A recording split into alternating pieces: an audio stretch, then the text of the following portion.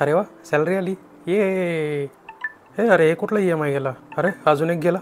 अरे रे रे रे रे रे, हे कुठलं EMI चाललंय? अरे देवा, आज तर 1च तारीख आहे. अकाउंटमध्ये 700 रुपये राहिलेत आणि क्रेडिट कार्डचा 45,000चा अजून EMI भरायचा बाकी आहे. देवा, हे महिना कसा जाणार काय माहिती. तर मंडळी, ही तुमचीच नाही, माझीच नाही, तर 90% लोकांची हीच अवस्था आहे. एवढे EMI झालेत की सॅलरी कधी येते आणि कधी जाते कळत नाही. महिन्याच्या पहिल्या आठवड्यामध्येच पूर्ण सॅलरी संपून गेलेली असते आणि ह्या कर्जाच्या विळख्यामधून बाहेर कसं पडायचं हे आज आपण व्हिडिओमध्ये बघूया. आणि ह्याच सगळ्या स्टेप्स मी पण वापरल्या ह्या कर्जामधून बाहेर पडण्यासाठी. तर चला व्हिडिओला सुरुवात करूया. पण त्याच्या आधी जर का तुम्ही चॅनलवरती नवीन असाल तर चॅनलला सबस्क्राईब करायला विसरू नका. त्याच्यामुळं मला थोडंसं मोटिवेशन मिळतं तुम्हाला अशा 4 नवीन गोष्टी शिकवण्यासाठी. ह्या व्हिडिओमधल्या प्रत्येक स्टेप खूप महत्त्वाच्या आहेत, तर व्हिडिओ शेवटपर्यंत नक्की बघा.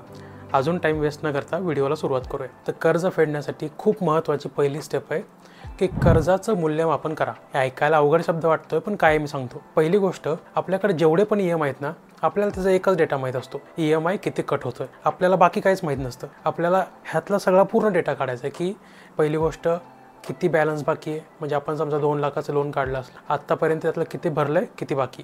दुसरी गोष्ट की ह्यामधला आपला EMI किती जातो, किती तारखेला जातो, आणि त्याच्यावरती सगळ्यात महत्त्वाची गोष्ट म्हणजे इंटरेस्ट किती लागतो. इंटरेस्ट म्हणजे व्याजदर हा सगळ्यात महत्त्वाचा फॅक्टर आहे, जे वापरून आपण हे कर्ज लवकरात लवकर फेडणार आहे. त्यासाठी हा सगळा डेटा कागदावरती लिहून काढा, जसा मी इथं दाखवतोय. तर कर्जाचं मूल्यमापन करण्यासाठी आपल्याला असा टेबल तयार करणं गरजेचं आहे. त्यामध्ये सगळ्यात पहिल्यांदा आपण कोणत्या टाईपचं कर्ज आहे ते लिहिणार. मग ह्यामध्ये क्रेडिट कार्ड झालं, पर्सनल लोन झालं, नो कॉस्ट EMI झाला, कार लोन झालं. त्यानंतर दुसरा कॉलम आपण किती कर्ज आपलं बाकी आहे ते लिहिणार. आता क्रेडिट कार्डचं 50,000 बाकी आहे, पर्सनल लोन आपलं 1,20,000 रुपये बाकी आहे, असं सगळं लिहून काढणार. आता हे नो कॉस्ट EMI एखादा तुम्ही मोबाईल घेतला असेल तर त्याचं 20,000 रुपये बाकी आहे. आता तारीख लिहिणार आपण की कोणत्या तारखेला आपलं ते EMI कट होऊन जातो आहे. मग 11 तारखेला क्रेडिट कार्डचं बिल ऑटोमॅटिक कट होतं आहे. त्यानंतर पर्सनल लोन 8 तारखेला होतं, हे सगळं लिहून घेणार. त्यानंतर रक्कम किती आहे, रक्कम म्हणजे EMIची किती अमाऊंट आपल्याला दर महिन्याला भरावी लागते ते पण लिहून घ्यायचं. म्हणजे क्रेडिट कार्डचे आपल्याला जर का सगळे पे नाही केले आणि जर का आपण याचा EMIमध्ये कन्वर्ट केलं तर तो आपल्याला 5,000 रुपये पडतो आहे आणि 36% त्याचा व्याजदर आहे. पर्सनल लोनचा 7,000चा EMI, 14% त्याचा व्याजदर आहे. हे सगळं लिहून काढायचं. आणि हे व्याजदर सगळ्यात महत्त्वाचा पॉईंट आहे. हे सगळ्यात लक्ष देऊन त्याचं डॉक्युमेंट वाचून, जे लोनचं डॉक्युमेंट असेल ते वाचून ही माहिती काढायची आणि हे लिहून घ्यायचं. आणि त्यामध्ये आता हे नो कॉस्ट EMI मी अननोन लिहिलं आहे. आता तुम्ही म्हणाल असं कसं काय, नो कॉस्ट EMIवरती तर काय म्हणजे EMIवरती काही व्याजच नसतं, तर हे अननोन कसं काय. तर ह्याच्या मागंसुद्धा आपल्याला प्रोसेसिंग फी थोडीफार, नंतर काहीतरी GST वगैरे पे करायला लागतोच. तर ह्याच्याबद्दलसुद्धा तुम्ही माहिती काढा आणि हे सुद्धा तुम्ही ते लिहून घ्या. त्यासाठी हा सगळा टेबल आधी तुमचं कर्जाचं मूल्यमापन करण्यासाठी गरजेचं आहे. तर हा आधी लिहून घ्या, जेणेकरून तुम्हाला कर्ज फेडणं अजून जास्त सोपं होऊन जातं. आता एकदा हा आपल्याला सगळा डेटा मिळाला की आपल्याला पूर्ण जन्मकुंडली मिळते आपल्या कर्जाची, आणि ह्याच्यावरून आपण डिसाईड करू शकतो की पहिलं कोणतं फेडायचं. आता इथं सगळ्यात महत्त्वाची एक टेक्निक आहे ज्याला म्हणतात की यूज डेट ॲव्हलांश मेथड. आता हे नाव जरी अवघड वाटत असलं पण टेक्निक एकदम सिम्पल आहे. ह्याच्यात करायचं काय, आपल्याला जे कर्ज सगळ्यात जास्त व्याजवालं आहे, जसं की क्रेडिट कार्ड आहे ज्याच्यामध्ये 36% व्याज आपल्याला भरावं लागतं आहे, ते सगळ्यात आधी फेडायला सुरुवात करायची. कारण की तुम्ही समजून घ्या, जर का तुम्ही 100 रुपयाचं लोन काढलं असेल, 36% व्याज दर म्हणजे तुम्हाला 136 रुपये माघारी भरायला लागतात. एवढे जास्त पैसे माघारी भरण्यापेक्षा तुम्ही ते जर का लवकर फेडलं तर राहिलेले पैसे तुम्ही बाकी कर्जांसाठी वापरू शकता. ही सगळ्यात पहिली महत्त्वाची स्टेप. एकदा आपल्याला सगळा डेटा मिळाला की ज्यात सगळ्यात जास्त व्याजदर आहे तो सगळ्यात आधी फेडायला सुरुवात करायची. ठीक आहे, ह्याला म्हणतात डेट ॲव्हलांश मेथड. आता तिसरी स्टेप आहे ज्याला म्हणतात की डेट स्नोबॉल मेथड. आता याचा अर्थ काय होतो हे पण म्हणसाल की काय गणेश एवढे अवघड नाव आणले थोडकून, पण आता याचा अर्थ काय सांगतो. एकदम सिंपल मेथड आहे. तुम्ही कधी बर्फाचा गोळा बघितला आहे का, डोंगरावरून असा खाली खाली येतो, ते आधी छोटा असतो, नंतर गोल गोल गोल गोल गुंडाळून तो खूप मोठा होत जातो. सेम तीच टेक्निक आपल्याला वापरायची. ह्याच्यामध्ये काय करायचं आहे की जे सगळ्यात छोटं लोन आहे, आता समजा तुमचं जे 20,000चं एखादं लोन आहे मोबाईलसाठीचं, ते सगळ्यात आधी फेडून टाकायचं. आणि हार्वर्ड युनिव्हर्सिटीच्या एक रिसर्चमध्ये सांगितलं आहे की जेव्हा तुम्ही एखादं लोन लवकर फेडता तेव्हा तुम्हाला इतका कॉन्फिडन्स मिळतो की तुम्हाला वाटतं अरे मी तर जगावरच पार राज्य करतो आहे का काय, माझ्यामध्ये एवढ्या कॅपेबिलिटी आहेत की मी काही पण करू शकतो. तर त्यासाठी जे सगळ्यात छोटं लोन आहे ते आधी सगळ्यात फेडायचं, त्याच्यानंतरचं जे मोठं लोन आहे ते फेडायला सुरुवात करायची. ह्याच्यामुळे आपला कॉन्फिडन्स बूस्ट व्हायला चालू होतो. त्यानंतर सगळ्यात जास्त इंटरेस्टवालं लोन आपण फेडायला सुरुवात केली आणि त्यानंतर जे राहिलेले लोन आहेत त्यासाठी डेट स्नोबॉल मेथड वापरायची. म्हणजे सगळ्यात छोटं आधी फेडायचं, त्याच्यानंतर थोडंसं मोठं, त्यानंतर सगळ्यात मोठं असं करत करत फेडायला सुरुवात करायची. ठीक आहे, ह्या 3 स्टेप आपल्याला क्लिअर झाल्या. आता पुढची स्टेप काय सांगतो. आता चौथी स्टेप, हे ऐकून तुम्ही म्हणाल गणेश तू काही येडाय करे, हे काय सांगतोय. ते म्हणजे EMI वाढवायचं आहे आपल्याला. आता अक्षरशः नाही वाढवायचं, आपल्याला करायचं काय ते सांगतो. EMI वाढवायचं आहे म्हणजे आपल्याला काय करायचं आहे की समजा तुम्ही 10,000चा एखादा EMI भरताय, त्याच्या जागी तुम्ही 11,000 भरायला सुरुवात करायची. माहिती आहे की तुम्ही ऑलरेडी एवढे सगळे EMI भरताय, हे पॉसिबल नाही होणार आहे. पण थोडेसे जर का सॅक्रिफाईस केले काही गोष्टींमध्ये आपण, तर 1,000 कुठनं ना कुठनं तरी मॅनेज करू शकतो. तेवढं जर का आपण केलं तर आपल्याला खूप जास्त फायदा होतो. ते कसं सांगतो. जेव्हा पण आपण एखादा EMI पे करत असतो ना, त्यातला 80% पैसा फक्त इंटरेस्ट भरण्यामध्ये जात असतो. म्हणजे समजा जर का तुमचं 10,000चं EMI आहे, त्यातले 8,000 तुम्ही फक्त इंटरेस्ट पे करत असता सुरुवातीला, आणि फक्त 2,000 रुपयेच तुमचे प्रिन्सिपलकडे जात असतात. म्हणजे जे तुमचे खरं लोनचे अमाऊंट त्याकडे जात असतात. आणि हा रेशो उलटा होत जातो जसं जसं तुम्ही पुढे जाता. मी जास्त टेक्निकॅलिटीमध्ये जाणार नाही, त्यासाठी तुम्हाला खूप सारे व्हिडिओ मिळतील ज्यामध्ये तुम्ही हे बघू शकता. पण सांगायचा मुद्दा काय आहे की जेव्हा तुम्ही लोन जास्त पे करता ते पैसे सगळे तुमच्या प्रिन्सिपल अमाऊंटकडे जातात आणि त्यामुळे तुमचा इंटरेस्ट कमी कमी होत जातो. त्यामुळं जर का पॉसिबल असेल तर 1,000-2,000 रुपये एक्स्ट्रा पे करा, जेणेकरून तुमचा EMI जास्तीत जास्त पे होत जाईल आणि लवकर तुम्ही EMIच्या ह्या भानगडीतून बाहेर पडाल.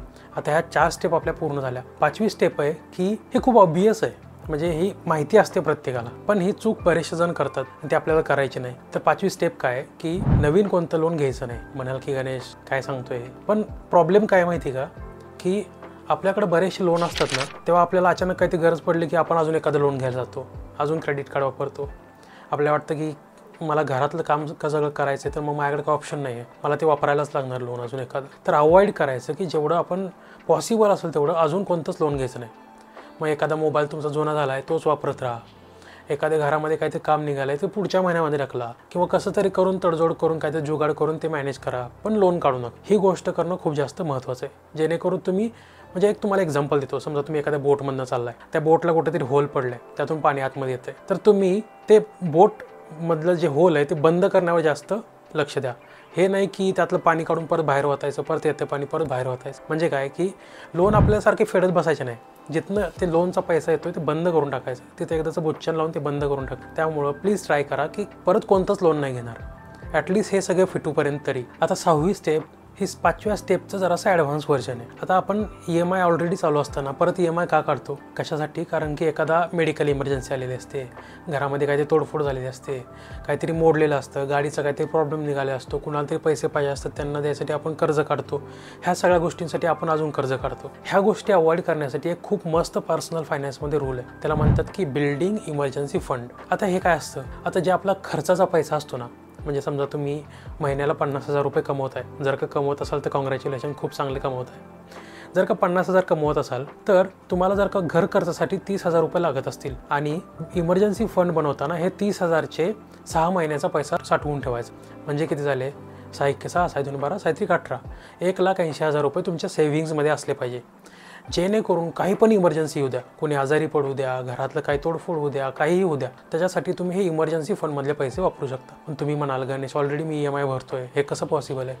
तर ह्याच्यासाठी तुम्ही छोटी छोटी सुरुवात करू शकता. 2,000 रुपये दर महिन्याला काढून ठेवले. तुम्ही म्हणाल की 2,000ने काय होणार आहे? पण जे म्हणतात ना की डुबते को तिनके का सहारा, म्हणजे जे बुडणाऱ्याला छोटीशी काडी जरी मिळाली तरी जरासं स्टेबल वाटतं, तसं की काही जरी असलं, काही नसण्यापेक्षा थोडंफार मिळालं तर बरं आहे ना. मग 2-2 हजारनी सुरुवात करा किंवा 5-5 हजारनी सुरुवात करा, जेणेकरून तुम्ही थोडे थोडे पैसे वाचवत जाल आणि त्याचा तुम्हाला इमर्जन्सीच्या वेळेस फायदा होईल. आता हे पैसे ठेवायचे कुठं?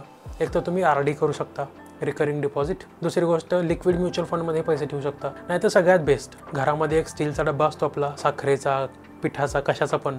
जेव्हा पण आपली सॅलरी होते, सॅलरी झाल्यानंतर सरळ ATMमध्ये जायचं, 2,000ची नोट एक काढून आणायची, नोट बंद झाली, 500-500 4 नोटा काढून आणा आणि त्या डब्यात ठेवून द्या. सगळ्यात बेस्ट ऑप्शन. हे सगळं केल्याने तुम्ही एक इमर्जन्सी फंड बनवायला सुरू करा. हे सगळ्यात महत्त्वाचं ऑप्शन आहे, जेणेकरून तुम्ही परत कर्जामध्ये पडणार नाही. ठीक आहे. 7वा खूप महत्त्वाचा ऑप्शन जो मी म्हणत होतो तो सांगण्याआधी अजून पण जर का चॅनलला सबस्क्राईब केलं नसेल आणि व्हिडिओ लाईक केला नसेल तर प्लीज करून घ्या. ठीक आहे. 7वा खूप महत्त्वाचा ऑप्शन तो म्हणजे तुमचा सिबिल स्कोअर जास्तीत जास्त इम्प्रूव्ह करा. सिबिल स्कोअर हा खूप जास्त महत्त्वाचा नंबर आहे. त्याच्यानुसार कळतं की तुम्ही तुमचं कर्ज कसं वापरता, तुम्हाला किती कर्ज देऊ शकतो, तुम्हाला किती इंटरेस्टवरती देऊ शकतो, ह्या सगळ्या गोष्टी सिबिल स्कोअरवरनं डिसाईड होतात. आता सिबिल स्कोअरचा मी एक सेपरेट व्हिडिओ बनवला आहे, त्याच्यावरती तुम्ही क्लिक करून ह्या व्हिडिओ नंतर बघू शकता. पण बेसिक आयडिया जर का सांगायची झाली तर सिबिल स्कोअर हा नंबर 300 ते 900 पर्यंत असतो आणि 750च्या पुढचा नंबर सगळ्यात चांगला मानला जातो. जर का तुमचा सिबिल स्कोअर 750च्या पुढं असेल तर तुम्हाला कमीत कमी इंटरेस्टवरती होम लोन मिळतं, कार लोन मिळतं किंवा चांगले क्रेडिट कार्ड पण मिळतात. तर 750च्या वरती ठेवण्यासाठी तुम्हाला काय काय करायचं आहे, जेव्हा पण लोन घेणार असाल तेव्हा विचार करून काढा. कारण की तुम्ही जर का लोनची एन्क्वायरी जरी केली तरी तुमचा त्या सिबिल स्कोअरवरती इम्पॅक्ट होतो. दुसरी गोष्ट, जेव्हा पण क्रेडिट कार्ड वापरताय ते 30% जास्त वापरायचं नाही. म्हणजे तुमच्याकडे समजा क्रेडिट कार्डचं 1 लाखाचं लिमिट आहे तर ते 30,000पर्यंतच वापरायचं. कोणता पण तुमचा EMI चालू असला तो वेळेवरती पे करायचा.